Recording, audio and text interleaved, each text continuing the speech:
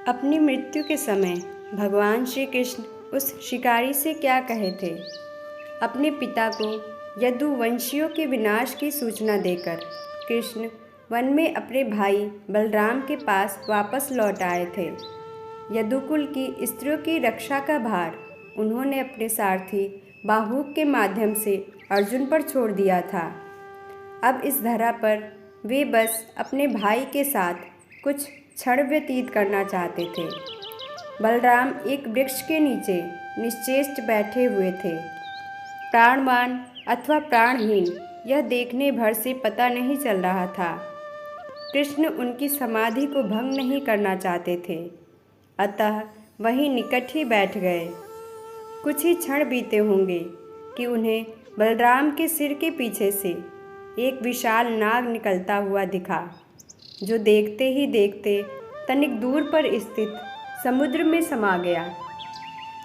समुद्र तट पर वासुकी, करकोटक, शंख, अतिशंड इत्यादि नाग एवं स्वयं वरुण देव उसके स्वागत और अगवानी हेतु खड़े थे। बलराम का शरीर लुढ़क गया। बड़े भाई को मृत जान श्री कृष्ण तनिक दूर जाकर लेट गए। क्या वे जीवन से थक गए थे या उन्हें भी संसार छोड़ने की इच्छा हो आई थी? लेटे ही लेटे उन्हें अपना पूरा भूतकाल स्मरण हो आया। मैया यशोदा की डांट, यमुना का वो तट, राधा के साथ रास, कंस का वध, द्वारिका की स्थापना, रुक्मणी का प्रेम, संयतक मणि, पुत्र पद्म, बुआ कुंती, मित्र द्रौपदी, अर्जुन और उसके भाई, महाभारत का युद्ध और अंततः यादवों का विनाश। अभी उनकी विचारधारा बह ही रही थी कि उन्हें अपने एक तलवे में पीड़ा का आभास हुआ। नेत्र खोलकर देखा तो एक बाण धंसा हुआ था।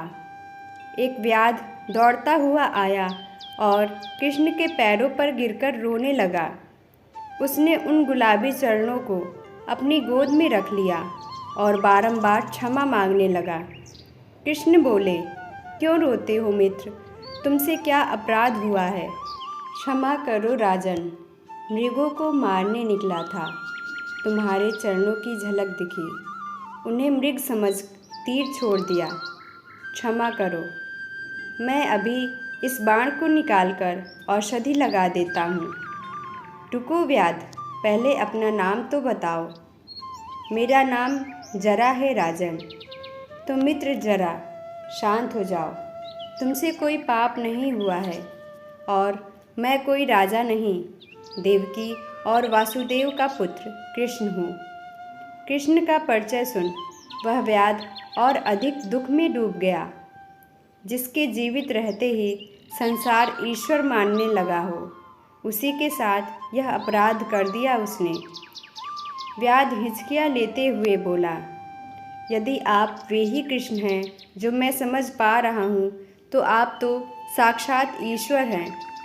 आपको तो मुझ जैसे नगण्य व्यक्ति के बाण से घायल होना ही नहीं चाहिए था, और अब हो भी गए तो बिना औषधि के भी आपका घाव ठीक हो जाएगा, है ना? ऐसा क्यों कहते हो मित्र? क्या कृष्ण मानव नहीं है? उसे भी घाव लग सकते हैं।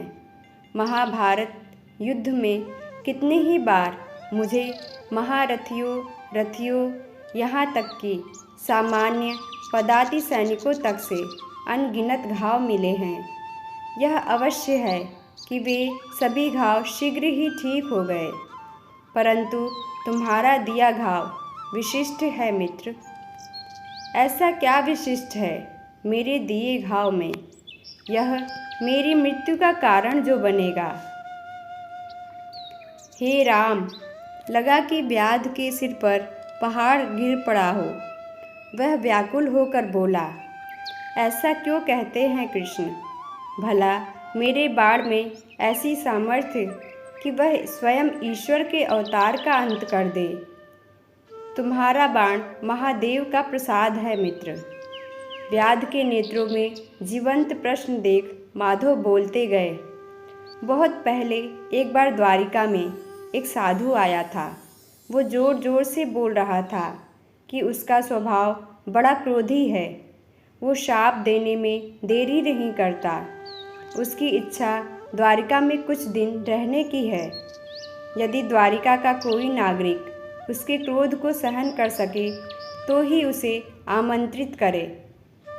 उस अत्यंत लंबे और पतले साधु के बारे में समस्त संसार जानता है। दुर्वासा थे वे। जब किसी ने भी उन्हें अपने घर नहीं बुलाया तो मैं आगे बढ़ा और उन्हें अपने घर लिवा लाया। अद्भुत थे वे। कभी खाना खाते तो खाते ही चले जाते। 10 लोगों का भोजन कम पड़ जाता। कभी एक ग्रास खाकर उठ जाते। कभी अचानक ही सोने चले जाते तो कभी अचानक ही उठ जाते। इसलिए उनके लिए सदैव ही भोजन शयन की उत्तम व्यवस्था रखनी पड़ती। एक बार तो शैया सहित सब कुछ जलाकर चल पड़े और थोड़ी ही देर में सोने चले आए।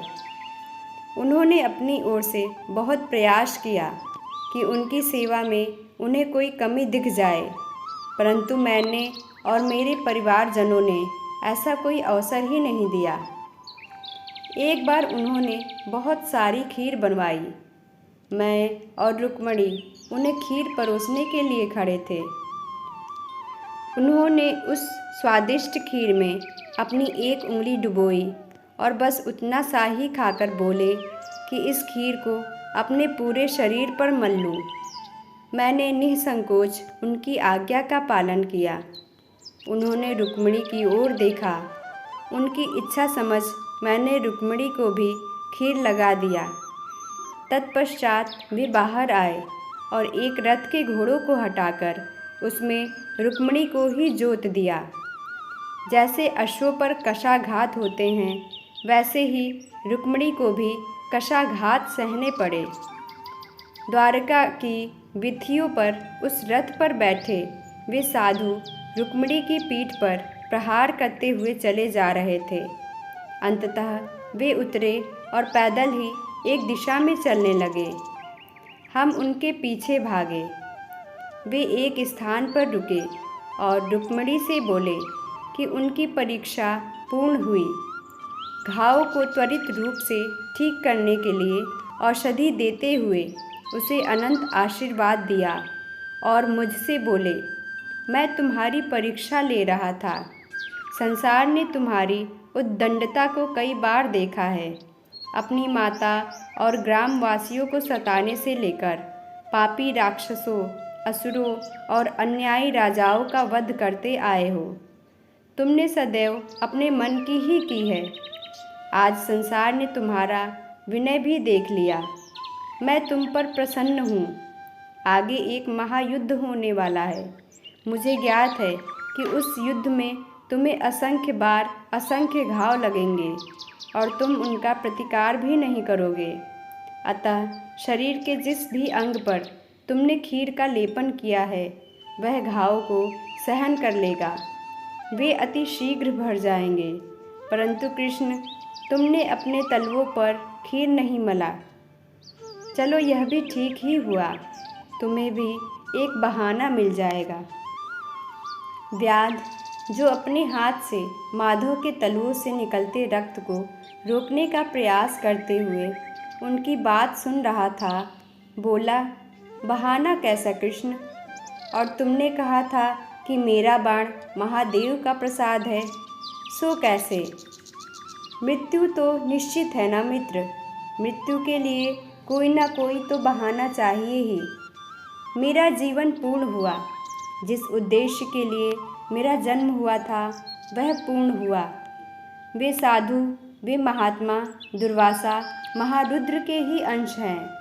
उन्होंने ही मेरे पूरे शरीर को निरोगी होने का आशीर्वाद दिया था और एक स्थान छोड़ दिया कि मेरी मृत्यु को मार्ग मिल सके। तो क्या आप सच में मर जाएंगे? फिर संसार का क्या होगा? संसार तो मेरे होने से पहले भी था मित्र, और मेरे जाने के बाद भी होगा। धर्म की स्थापना हो चुकी है। मेरा उद्देश्य पूर्ण हो चुका है। जीवन नश्वर है, पर धर्म और अधर्म का युद्ध शाश्वत है। पूर्व काल में भी जब जब धर्म की हानि हुई, कोई ना कोई आया था। भविष्य में भी जब पुनः अधर्म प्रबल होगा, कोई ना कोई किसी अन्य रूप में आएगा ही। अब तुम जाओ मित्र, बहुत बोल लिया मैंने, जीवन भर बोलता ही तो रहा हूँ। अब बस शांति चाहता हूँ, जाओ। अपने मन पर कोई बोझ न रखो, जाओ, तुम्हारा कल्याण हो।